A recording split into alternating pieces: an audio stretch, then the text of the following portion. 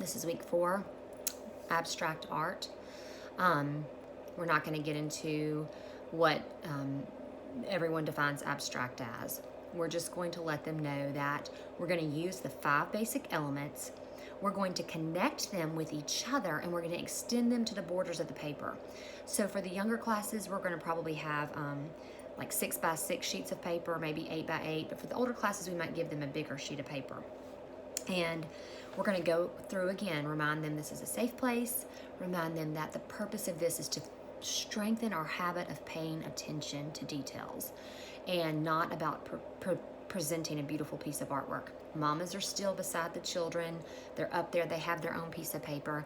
And this is really fun because this week we're going to give them instructions, and we're not going to show them what it's supposed to come out to look like. So everyone's is going to look a little bit different.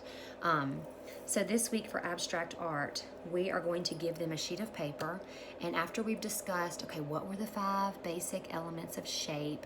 You know, there's a dot, a circle. We're going to go through all of those and what their definitions are.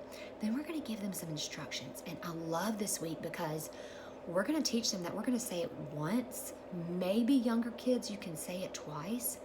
We're not going to repeat it. So they're going to really have to focus. So you might want to have them stand up and do jumping jacks beforehand. This might be one of those times where you start out with the warm-up activity of, can you obey me? Can you do my instructions? And you tell them some specific instructions to do throughout the class, and they have to listen and follow and be obedient. Because you're going to give them instructions and you're not going to repeat it. And then you're going to have your drawing with the back to them so that you're drawing here and they don't know what you're drawing. And then at the end, everyone gets to show their picture. So you're going to need your Drawing with Children book, pages 68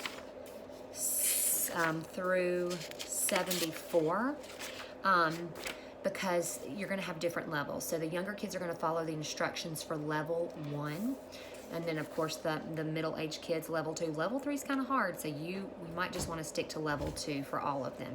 But when they're done, so this is an example of what mine looked like, level 1. And this is an example for level 2 and level 3. Level 3 uses 5 pencils at one time. I guess they kind of hold them in their fingers like that. I thought that was kind of hard, so you might need to tweak those instructions. I had a hard time with that. But this is going to take some time. And what's great about this is when they're done with it, there will be time for them to go in using colors or paints if you want to use paints and use cardstock and color these pictures. And they have practiced paying attention, they've practiced following instructions, and they'll have kind of a neat, unique looking piece of art for abstract week 4.